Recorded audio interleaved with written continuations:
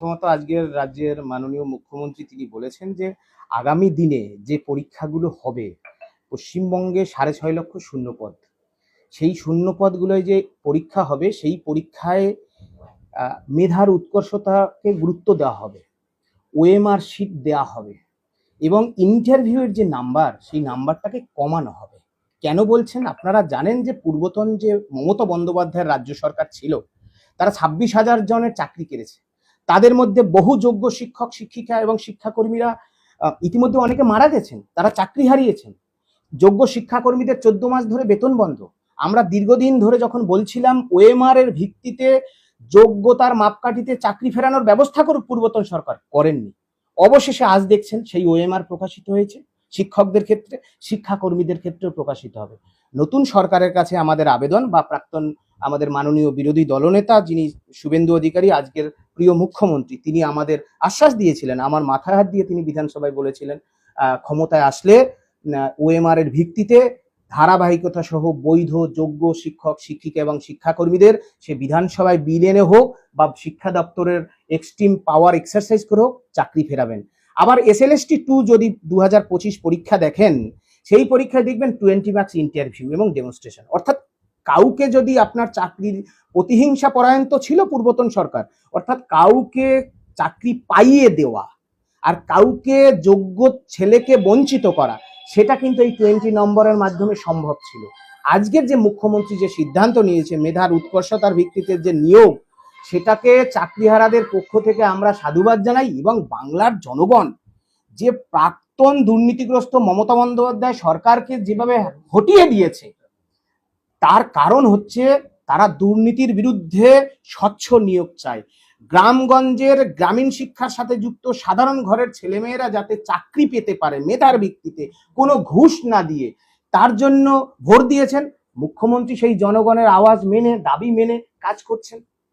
ধন্যবাদ জানাই আমরা। আপনাদের এই 100 নম্বর পরীক্ষাটা কিভাবে নেবেন? 100 নম্বরের পরীক্ষায় রুলস আছে। আপনার 35 এক্সপিরিয়েন্স, 35 আপনার একাডেমিক্স করতে পারে বা 30 করতে পারে, 60 পরীক্ষা নিতে পারে এক্সামিনেশন ওএমআর এর ভিত্তিতে, 10 নম্বর ইন্টারভিউ হতে পারে। এই ইন্টারভিউর আবার দুটো পার্ট হতে পারে, একটা 5 ইন্টারভিউ 5 ডেমনস্ট্রেশন। অর্থাৎ এই প্রক্রিয়ার মাধ্যমে আমি এখনো জানি না, যদি আমাকে আপনারা জিজ্ঞেস করেন আমি বলবো 30 নম্বর হচ্ছে একাডেমিক্স যার যা কোয়ালিফিকেশন, এবং 60 নম্বর এক্সামিনেশন, 10 নম্বর ইন্টারভিউ এবং ডেমনস্ট্রেশন। অর্থাৎ 5 ইন্টারভিউ 5 ডেমনস্ট্রেশন। অর্থাৎ আপনাকে যদি ডিসক্রিমিনেটও করা হয় সেটাও সুযোগটা কম থাকবে। এই প্রক্রিয়ার মাধ্যমে একেবারে বাছা বাছা যোগ্য ছেলেরা গ্রামীণ সরকারি শিক্ষার সাথে যুক্ত বা অন্যান্য দপ্তরে যাওয়া সম্ভব, সেটাই সরকার করার চেষ্টা করছে। আমরা সাধুবাদ জানাই। সরকার পরিবর্তনের পর বিগত সরকারে আপনি নবান্ন অভিযান করেছিলেন, একাধিকবার আওয়াজ তুলেছিলেন এই চাকরিহারাদের ক্ষেত্রে। আজ যে সরকার পদক্ষেপ নিল তাকে কিভাবে দেখছেন? দেখুন, আমরা তো পূর্বতন রাজ্য সরকারের দুর্নীতির বিরুদ্ধে, আপনারা জানেন পশ্চিমবঙ্গের সমস্ত জেলা আমি আন্দোলন ছড়িয়ে দিয়েছি। কেন্দ্র মানে কলকাতা জুড়ে সমস্ত রাজপথে প্রায় আমাদের হাঁটা হয়ে গেছে। নবান্ন অভিযান, বিকাশ ভবন, SSC, অনশন আন্দোলন, সোশ্যাল মিডিয়া, যে সর্বত্রভাবে আমরা পূর্বতন দুর্নীতিগ্রস্ত মমতা বন্দ্যোপাধ্যায় সরকারের বিরুদ্ধে আমরা কিন্তু লড়েছি। কারণ এত দুর্নীতি মানা যাচ্ছিল না, অভয়াকাণ্ড মানা যাচ্ছিল না। 26,000-এর চাকরি ভাবতে পারেন, কোনো অপরাধ ছাড়া, শুধুমাত্র তাদের নেতা মন্ত্রীদের আড়াল করার জন্য 26,000 ছেলে মেয়ের চাকরি খেয়েছে মমতা ব্যানার্জি। ওএমআর প্রকাশ করেনি, সেই অধ্যত্বের জবাব দিয়ে পরিবর্তনের সরকার এসেছে। সুতরাং পরিবর্তনের সরকারের প্রতি বাংলার মানুষেরও আশা আছে, আমারও খুব আশা আছে।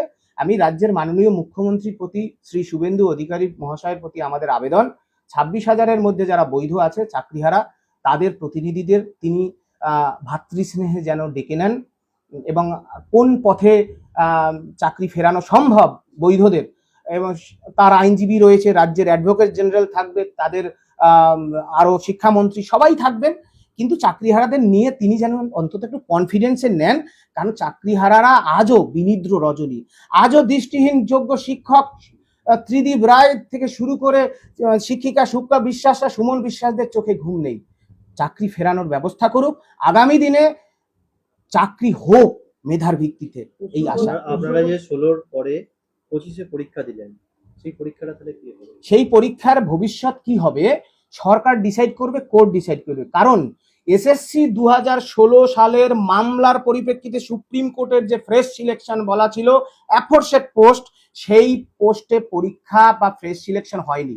আমার কথা নয়, পশ্চিমবঙ্গের বিশিষ্ট আইনজীবী, বিশিষ্ট আইনজ্ঞ বিচারপতিদের আপনারা মতামত নিন, মুখ্যমন্ত্রীর মতামত নিন, যিনি শিক্ষামন্ত্রী হবে তার মতামত নিন। সুতরাং সেই পরীক্ষার কি ভবিষ্যৎ হবে সরকার সিদ্ধান্ত নেবে, কোর্ট নেবে।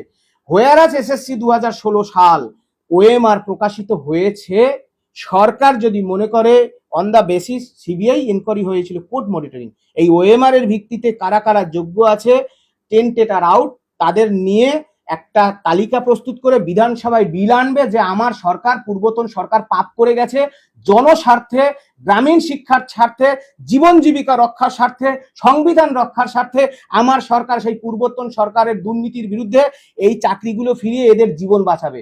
সেটা সুপ্রিম কোর্ট মানবে। আইনটা মানুষের জন্য, আইন মানুষের জন্য। সুতরাং সুপ্রিম কোর্ট সেটা ভাববে। এই কথা বিরোধী দলনেতা, প্রাক্তন বিরোধী দলনেতা, আজকের আমাদের প্রিয় মাননীয় মুখ্যমন্ত্রীরও কথা আপনারা জিজ্ঞেস করবেন। সুতরাং আমরা মনে করি 16 সালের চাকরি ফিরে যাক, সরকার সিদ্ধান্ত নিক। আমি চাইবো না যে কোনো প্যানেল একটা যোগ্য চাকরিও বাতিল হোক, আমি এটা চাইবো না। আমি জানি কি যন্ত্রণা, আমার বেতন বন্ধ হয়েছিল, আমি বারবার থানায় থানায় আমাকে লক আপ করেছিল, আমি জেলবন্দি হয়েছি, আমি হেনস্থ হয়েছি, সেজন্য আমি এই ব্যথাটা অনেকের থেকে বেশি বুঝি। ওই জট না কাটলে, ওই জট যদি না কাটে নতুন করে রিক্রুট করতে পারবে মনে হয় আপনার? সরকারের কাছে এটাই তো আমি বলছি, সরকারের আইনজীবী আছে, অ্যাডভোকেট জেনারেল আছে, এই জট অতি দ্রুত কাটানো সম্ভব, অতি দ্রুত কাটানো সম্ভব। তার প্রথম পদক্ষেপ হওয়া উচিত, আমার উচিত বলা ঠিক নয়, সরকার প্রতিষ্ঠিত হয়েছে, সরকারি সিদ্ধান্ত। প্রথম পদক্ষেপ 2016 সালের যোগ্যদের চাকরি ফেরানো। ওএমআর প্রকাশিত হয়েছে, শিক্ষাকর্মীদের ওএমআরটা প্রকাশিত, 16 সাল ফিরে যাক।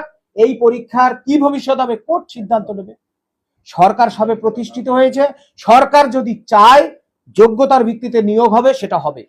যারা 5 লক্ষ পরীক্ষা দিল 2025-এ, 5 লক্ষ যারা পরীক্ষা দিল 2025-এ, তাদের ভবিষ্যৎ কি হবে? তাদের ভবিষ্যৎ কোর্ট বলবে, আমি বলার কি। সরকার প্রতিষ্ঠিত হয়েছে। পরীক্ষায় যে প্রশ্নপত্রগুলো কি মাতৃভাষায় করা হোক? অবশ্যই যে কোনো প্রশ্নপত্র মাতৃভাষায় হওয়া উচিত, তারপরে ইংরেজি ভাষায় হোক, হিন্দি ভাষায় হোক, অবশ্যই মাতৃভাষায় হওয়া উচিত। এবং সরকারের প্রতি আমাদের এই আশা থাকবে যে প্রশ্নপত্র যাতে ফাঁস না হয়। মেধার ভিত্তিতে প্রশ্ন হাজার কঠিন হোক, কিন্তু একটা কাকপক্ষীয় যেন মেধা ছাড়া দুর্নীতির মাধ্যমে শিক্ষক নিয়োগ বা অন্যান্য দপ্তরে না যেতে পারে। কারণ গ্রামীণ শিক্ষাকে ধ্বংস করেছে, আপনারা তো দেখছেন 1806 জন শিক্ষকদের ক্ষেত্রে 3512 জন শিক্ষাকর্মী। এরা কি করেছে? এরা তৃণমূলের ক্যাডার হয়েছিল, এরা শিক্ষা ব্যবস্থা ভেঙেছিল, অবশ্যই এরা ভেঙেছিল।